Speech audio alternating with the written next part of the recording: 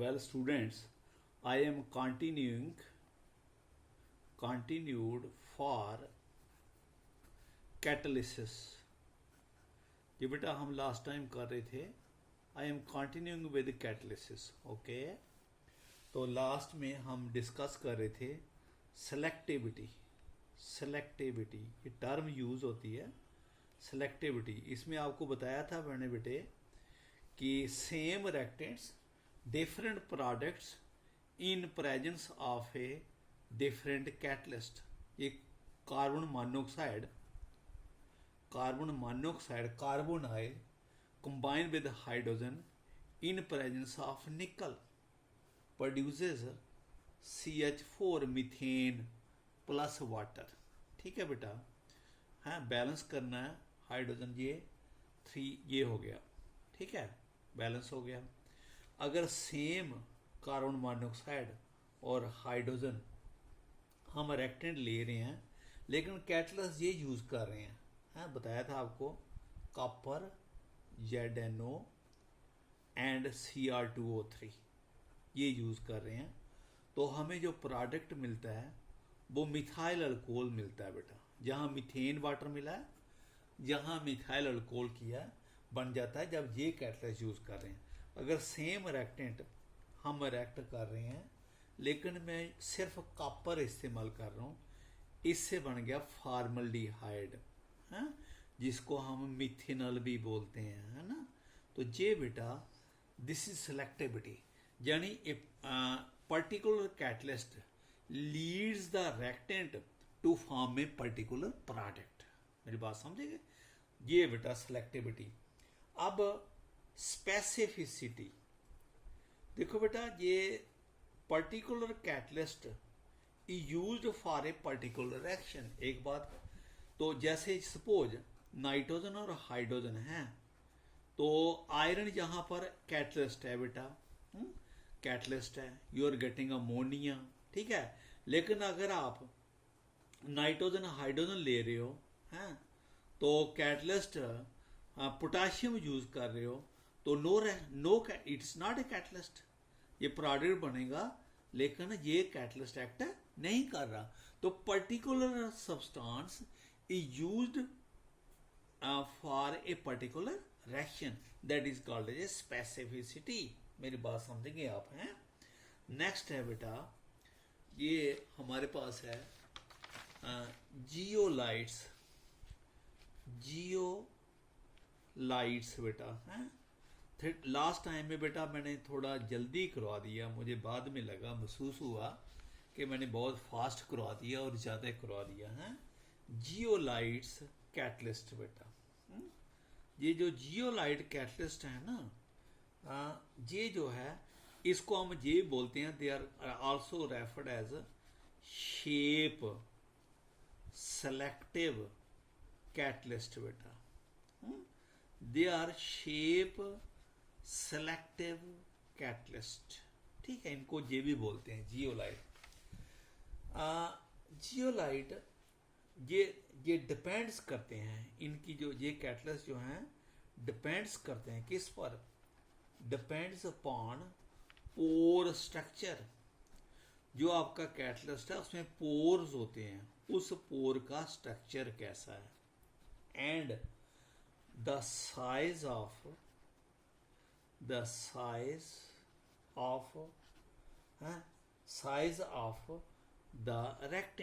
Reactant का क्या size है, और जो कैटलिस्ट है उसका जो पोर है उसका क्या साइज है। ठीक है, जियोलाइट्स बेसिकली होते क्या हैं, what are zeolites? Zeolites basically are alumino silicates होते हैं बेटा। अल्यूमिनो आपको मालूम है क्या होता है, अल्यूमिनो Al2O3 अल्यूमिनो हो गया। हम इन सम अल्यूमिनियम ये कैसे बनते हैं, some aluminium atoms atoms of alumino of aluminium oxides हैं, यानी कि some silicon atom, some aluminium atoms of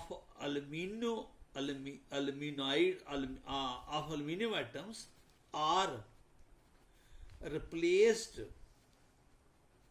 by silicon बेटा, ठीक है। कुछ जियोलाइट क्या है, दे आर अल्यूमिनो सिलिकेट। कुछ अल्यूमिनियम एटम जो हैं उसकी जगह हम सिलिकॉन डाल देते हैं, तो अल्यूमिनियम की वैलेंसी 3 है, सिलिकॉन की वैलेंसी 4 है, तो इसकी वजह से बीच में आयंस भी बन जाते हैं बेटा, ये अल्यूमिनो सिलिकेट्स, ठीक है। जियोलाइट्स हैं, दे आर ये जो अल्यूमिनो सिलिकेट हैं, अल्यूमिनो सिलिकेट जो बनते हैं आपके, जिनको हम जियोलाइट्स कह रहे हैं, आर हाइड्रेटेड बेटा, इनमें वाटर मॉलिक्यूल होते हैं, ठीक है। जब हम इसको हीट करेंगे तो अल्यूमिनो सिलिकेट रह जाएंगे, अल्यूमिनो सिलिकेट रह जाएंगे, तो वाटर बाहर निकल जाएगा।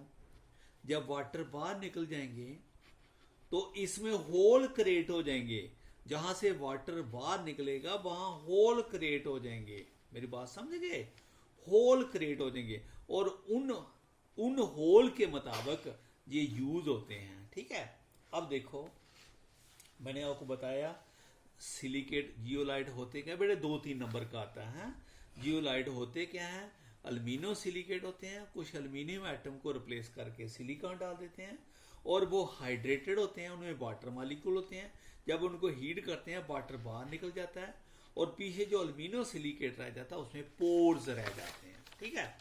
उन पोर्स की वजह से इन पोर्स की वजह से ये आपके they are use, that is why they are called as a pore silicate. हम इनको कई बार पोल कैटलिस्ट भी बोलते हैं। तो जियोलाइट पोर जो हैं, जो जियोलाइट में पोर्स हैं बेटा, जियोलाइट पोर्स समझ के करना, बहुत रट्टा नहीं लगाना इसको। जियोलाइट पोर जो हैं वो बेरी करते हैं, they varies from 260 picometre to 740 picometre, इसके बीच में इनका साइज डिपेंड करता है, ठीक है। तो ये जो हैं इनका जो इनको शेप सेलेक्टिव सिलिकेट होगा। सबसे इंपॉर्टेंट जो जियोलाइट है that is called as a ZSM5। ये जो ZSM5 है ये क्या करता है, जो अल्कोहल्स होते हैं हमारे, अल्कोहल्स, ये ZSM5 कैटलिस्ट ये जो है ये इनको डायरेक्टली चेंज कर देता है, किसमें, पेट्रोल में, गैसोलीन में, इनको डायरेक्टली अल्कोहल को गैसोलीन में कन्वर्ट कर देता है, ठीक है। तो क्या इसकी डिहाइड्रेशन कर देता है, अल्कोहल का वाटर बाहर निकल जाता है और वो डिहाइड्रेशन कर लेता है, कौन, ये कैटलिस्ट। तो alcohols are directly changed into gasoline. तो बेटा नेक्स्ट कैटलिस्ट है, this is called as enzymes, enzyme catalysis. Enzyme जो हैं वो भी एज ए कैटलिस्ट यूज होते हैं, और इस कैटलिसिस को बोलते हैं एंजाइम कैटलिसिस। जो एंजाइम्स हैं, एंजाइम्स आर biologically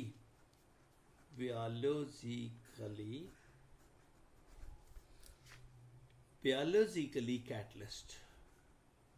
ये बायोलॉजिकली कैटलिस्ट हैं, मतलब हमारे बायोलॉजिकल सिस्टम में यूज होते हैं, ठीक है।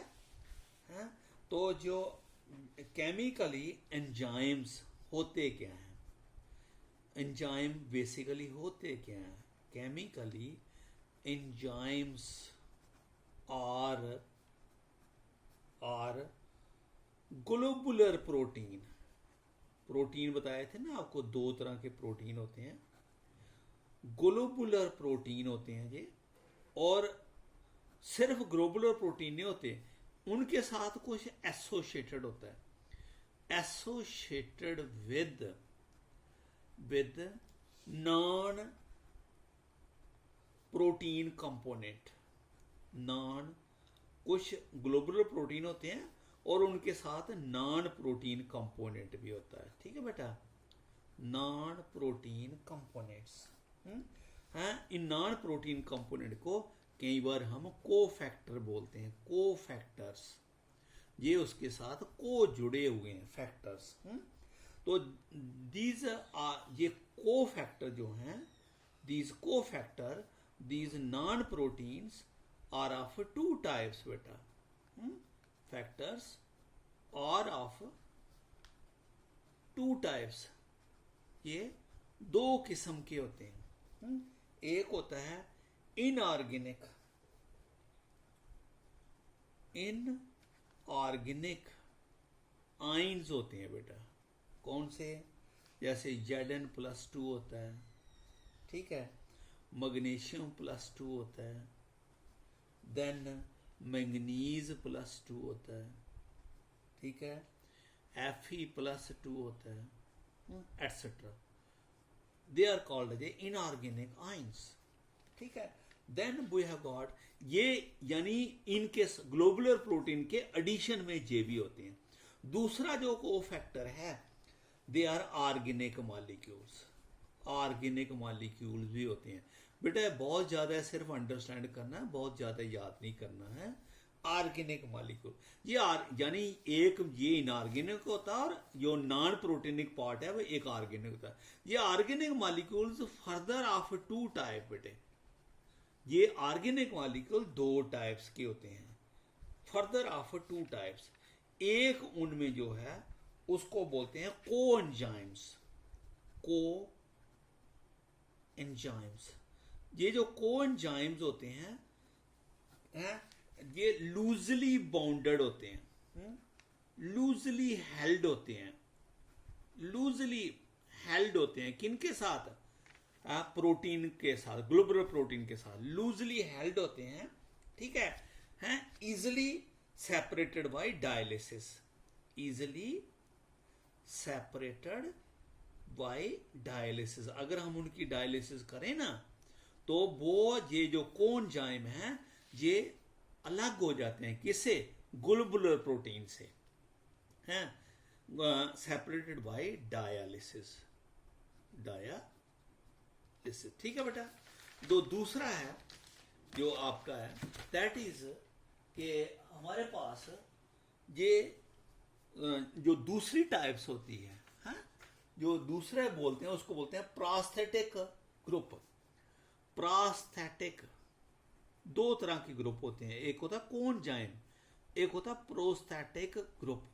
ये जो है टाइटली हेल्ड होते हैं, इतना लूजली नहीं होते हैं, tightly held, they are tightly held to the proteins, ठीक है, टू द ग्लोबुलर प्रोटीन, ठीक है, protein to they can be removed, they can be removed, इनको भी निकाल सकते हैं, लेकिन इनको निकालना थोड़ा by care, removed by careful hydrolysis, by careful hydrolysis करते हैं इनकी, तो ये भी निकाल सकते हैं, ठीक है बेटा। दो तरह के हो गए, ठीक है। तो हमारा जो है विदाउट कोफैक्टर है, तो ये जो प्रोटीन कोफैक्टर है कॉल्ड एज होल एंजाइम्स हैं, ये जो प्रोटीन के कोफैक्टर हैं, जो आपके प्रोटीन्स के कोफैक्टर हैं, ये दोनों जो ऊपर बताए हैं आपको, हैं, इनको हम कहते हैं are called as whole enzyme. Enzyme में इनकी वजह से होल हो जाता है बेटा, ठीक है, जब एंजाइम एज ए कैटलिस्ट निकल यूज करते हैं तो ये दोनों ग्रुप निकल जाते हैं और एज ए होल एंजाइम आपका यूज होता है। ठीक है, तो होल एंजाइम है ये, तो ये आपका बेटे अब इनकी प्रॉपर्टीज, बेटा प्रॉपर्टीज इनकी एंजाइम की प्रॉपर्टी क्या है बेटा, ये हाईली स्पेसिफिक होते हैं बेटा। हर रिएक्शन के लिए, हर हमारे बायोलॉजिकल एक्शन के लिए, रिएक्शन के लिए एक पर्टिकुलर एंजाइम यूज होता है बेटा। ठीक है, हाईली एफिशिएंट होते हैं बेटा ये, हाईली एफिशिएंट। आपको मालूम है they increases the rate of reaction, increases the rate of reaction, rate of reaction, ये रेट ऑफ रिएक्शन को इंक्रीज करते हैं बाई 10 रेज पावर 20 टाइम्स बेटा, यानी इतना फास्ट कर देते हैं। आपको मालूम है हमारी बॉडी में अगर एंजाइम नहीं हो तो हमारा एक टाइम का जो खाना है उसको डाइजेस्ट करने में 50 ईयर्स लगे। हम मेरी बात समझ गए? हमारी बॉडी में एंजाइम है जिसकी वजह से हमें वो हमारा खाना जो है वो जल्दी डाइजेस्ट हो जाता है। अगर वो एंजाइम नहीं हो तो you require 50 years to digest one time meal बेटा। ठीक है, तीसरी इनकी बात जो है इसलिए कहा हाईली एफिशिएंट होते। तीसरी इनकी प्रॉपर्टी है स्मॉल क्वांटिटी इज रिक्वायर्ड बेटा। हाँ, ये इनकी ना बहुत स्मॉल क्वांटिटी चाहिए होती है, ज़्यादा नहीं चाहिए होती है। They are required in small quantity. ठीक है, दूसरा इनकी बात जो है देयर रिएक्शंस, इनकी जो रिएक्शंस होती हैं वो होती हैं at 37 degree celsius and pH 7.0। इसकी जो इनकी रिएक्शन एंजाइम की ना जो बायोलॉजिकल रिएक्शन होती हैं इस टेम्परेचर पे, आपको मालूम है ये हमारा नॉर्मल टेम्परेचर है। अगर हमारा बॉडी का टेम्परेचर बढ़ जाए, आपको मालूम है फीवर हो जाए, तो हमें भूख लगनी बंद हो जाती है। पता है क्यों? जो हमारे बॉडी में एंजाइम्स होते हैं वो काम करना बंद कर देते हैं, इसलिए हमें भूख नहीं लगती, क्योंकि एंजाइम वर्क करते हैं इस टेम्परेचर पे। दूसरा, अगर किसी को एसिडिटी हो जाए उसको भूख नहीं लगती, क्योंकि उसका एसिडिटी होने से उसका पीएच चेंज हो जाता है, और जब पीएच चेंज हो जाता है तो हमारे एंजाइम जो है वो काम करना बंद कर देते हैं। आपको मेरी बात समझ गए? इसलिए इनकी रिएक्शन के लिए ये पर्टिकुलर टेम्परेचर चाहिए और ये पर्टिकुलर पीएच चाहिए। समझा गया? तो ये जो एंजाइम्स हैं, ये जो एंजाइम्स हैं, इनकी जो रिएक्शंस हैं, एंजाइम रिएक्शंस, जो रिएक्शन एंजाइम्स करते हैं आर कंट्रोल्ड बाय, ये फर्दर कंट्रोल्ड होती हैं बेटा, are controlled by, they are further controlled है बाय कोफैक्टर्स। ठीक है, बाय कोफैक्टर्स, बाय मॉलिक्यूल कह दो, बाय मॉलिक्यूल्स, उन मॉलिक्यूल्स को called as inhibitors, INHIBI, inhibitors बोलते हैं उनको। यानी इनकी रिएक्शन भी कंट्रोल्ड होती है, किन से? इनहिबिटर से। समझ गया? अब इसमें बेटा हम इसका मैकेनिज्म ऐसे बताते हैं बेटा, जस्ट 2-4 एक डेफिनेशन याद करनी है पॉइंट्स वाइज, बस इतना ही, हाईली स्पेसिफिक जे वो, बस ज्यादा रटन लगाना है। इनका मैकेनिज्म ऐसे होता है बेटा, there mechanism is like this. ये आपका सब यानी एंजाइम हो गया, एंजाइम। ठीक है, ये आपका सब स्टेट यानी आपका रेक्टेंट सब स्टेट, ये इससे मिलके ES बना लेता है। ठीक है, हैं ES जो है वो फिर चेंज हो जाता है किसमें, EP में, प्रोडक्ट बन गया, सब state has changed into the product. और फिर ये प्रोडक्ट अलग हो जाता है, एंजाइम फ्री हो जाता है, और एंजाइम ने सब स्टेट को प्रोडक्ट में चेंज कर दिया। ओके बेटा, तो ये बेटा कैटलिसिस के बारे में है। अब इसमें एक